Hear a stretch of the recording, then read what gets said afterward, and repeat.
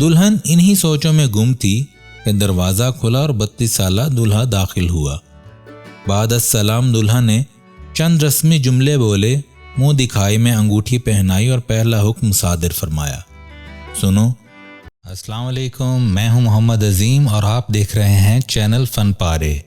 Channel کو ابھی تک اگر آپ نے سبسکرائب نہیں کیا تو سبسکرائب کر لیجئے، اور اگر ویڈیو پسند آئے تو لائک اور شیئر بھی ضرور کیجئے۔ 2 جولائی سن 2000 کی دہکتی رات تھی۔ بالائی منزل کا کمرہ تھا۔ سخت گرمی کے موسم میں وہ دلہن بنی بیٹھی تھی۔ دبیس لباس، میک اپ، پھولوں کے گجرے، حبس زدہ گرم ہوا جو چھت کے پنکھے سے آ رہی تھی۔ پسینے میں شرابور دلہن سیاں جی کی آمد سے خوف زدہ، سہمی ہوئی موسمی حالات سے لا تعلق سی بیٹھی تھی۔ دلہن جس گھر سے آئی تھی وہاں پیسے کی ریل پیل تھی۔ گھر میں ونڈو اے سی لگا ہوا تھا جس کی کولنگ سے بچنے کے لیے وہ رات کو کمبل اوڑھا کرتی، مگر سسرال میں گرمی میں تپتا ہوا بالائی منزل کا کمرہ اور 10 سال بڑے شوہر کا انتظار۔ کمرے کی 2 کھڑکیاں جن کے چاروں پارٹ باہر کی جانب کھلے ہوئے تھے، اور گھر پر سجے برقی کمکموں کی جلتی بجھتی روشنی کمرے میں عجیب سما پیدا کر رہی تھی۔ کمکموں کے رنگ برنگی روشنی پنکھوں کے پروں پر پڑتی، چند ساتھ قرار بصارت پیدا کرتی اور غائب ہو جاتی۔ چند ثانیے بعد روشنی کا یہی عمل شروع ہو جاتا۔ دلہن دنیا سے پرے سپنوں کے دیس میں خوابوں کا محل سجائے بیٹھی تھی کہ یکدم اماں کے الفاظ کانوں میں گونجنے لگے، بیٹی اس گھر کو اپنا گھر سمجھنا، کوئی شکایت نہ ہو تمہارے میاں کو تم سے۔ دلہن عزم کیے بیٹھی تھی کہ کچھ بھی ہو جائے میں اپنے شوہر، ساس سسر اور سسرال والوں کو کبھی کوئی شکایت نہیں ہونے دوں گی، اپنی خدمت اور محبت سے سب کا دل جیتوں گی۔ دلہن انہی سوچوں میں گم تھی کہ دروازہ کھلا اور 32 سالہ دولہا داخل ہوا۔ بعد السلام دولہا نے چند رسمی جملے بولے، منہ دکھائی میں انگوٹھی پہنائی اور پہلا حکم صادر فرمایا، سنو، میں نے تمہیں دیکھ لیا ہے، ماشاءاللہ بہت خوبصورت لگ رہی ہو۔ اب منہ دھو کر کپڑے بدلو اور فجر کی نماز ادا کرو۔ اس پہلے حکم کے بعد دلہن نے نماز ادا کی اور اس کے بعد دلہن نے میاں کی تقلید کی۔ یوں نئی زندگی کا پہلا دن گزر گیا۔ ولیمے والے دن میاں جی نے فون پر اشفاق احمد صاحب سے بات کروائی اور حکم دیا کہ اشفاق صاحب سے کہو کہ کوئی ایسی بات کہیں جو صرف میرے لیے ہو۔ دلہن نے ایسے ہی اشفاق صاحب کو بول دیا۔ اشفاق صاحب کمال کے بندے تھے۔ فون پر دلہن سے کہا کہ تو بہت خوش قسمت ہے، تجھے بہت اچھا شوہر ملا ہے، اسے خرچہ مانگ کر تنگ مت کرنا اور اس کی خدمت کرنا، یہ تیرا مجازی خدا ہے۔ بابا جی کی نصیحت تھی یا دلہن کے ماں باپ کی تربیت، یہ تو خدا جانے، پر دلہن نے تابع داری کی انتہا کر دی۔ دلہن کو اندازہ ہو چکا تھا کہ اس کا شوہر خوبصورت ہونے کے ساتھ ساتھ اکھڑ مزاج بھی ہے، مگر وہ شادمان تھی، خوش تھی اور پرعزم بھی۔ شادی کے بعد اسے معلوم ہوا کہ شوہر کی تنخواہ صرف 3500 روپے ہے۔ اس گھر کی چادر اتنی چھوٹی تھی کہ منہ ڈھانپوں تو پیر ننگے اور پیر ڈھانپوں تو سر ننگا ہو جاتا۔ شوہر تو بہت پیار کرنے والا تھا مگر غصے کا بہت تیز تھا۔ ساس فرشتہ صفت تھی، سسر ولی صفت، نندے محبت کرنے والی، دیور جیٹھ بہت عزت کرنے والے تھے، بس کمی تھی تو پیسے کی۔ دلہن نے ٹھان لی تھی کہ ہر اچھے اور برے وقت میں میاں کا سہارا بن کے رہے گی۔ میاں کو نوکری کے ساتھ ساتھ اداکاری اور کتابیں پڑھنے کا بہت شوق تھا۔ نوکری کے بعد پی ٹی وی سینٹر میں خوار ہونے کے بعد میاں جی رات گئے گھر آتے تو دلہن خندہ پیشانی سے پرجوش استقبال کرتی، گرما گرم کھانا پروستی۔ بس کھانے کے دوران چند باتیں ہوتی، پھر میاں جی لائبریری سے کوئی کتاب اٹھاتے اور پڑھتے پڑھتے سو جاتے۔ دلہن کتاب بند کر کے شیلف پر رکھتی، میاں جی کا لٹکتا بازو بستر پر رکھتی۔ یہ معمول تھا۔ پہلے سال بہت مشکل سے گزرا کیونکہ پیسے کی کمی تھی۔ مگر صابرہ شاکرہ نے پہلی گرمی اور سردی گزار لی تھی۔ دوسری گرمی شروع ہو چکی تھی۔ جون کا مہینہ تھا۔ اللہ نے گود بھر دی اور پہلا بیٹا پیدا ہوا۔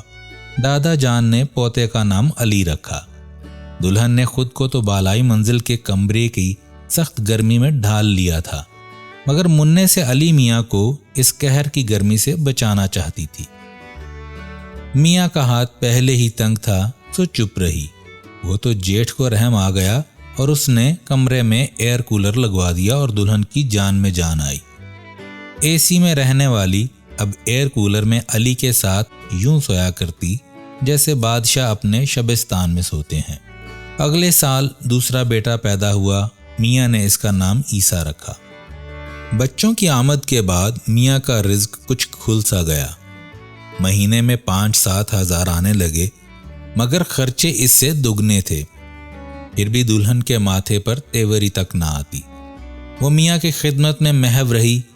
میاں کو دیکھنا، اس کے کپڑے استری کرنا، اس کے ناز اٹھانا، سختی برداشت کرنا جیسے عبادت سمجھتی تھی۔ لگتا تھا کسی داسی کو کوئی دیوتا مل گیا ہو اور داسی ہمہ وقت دیوتا کی پوجا میں مگن ہو۔ محلے والوں اور رشتہ داروں کو اس گھر سے کبھی چوں کی بھی آواز نہیں آئی۔